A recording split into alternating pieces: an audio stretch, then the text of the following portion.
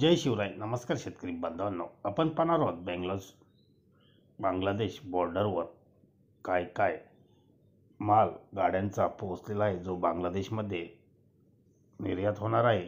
18 August 2025 रोजीचे कांद्याच्या 30 गाड्या ह्या बांगलादेशमध्ये बॉर्डरवर पोहोचलेल्या आहेत.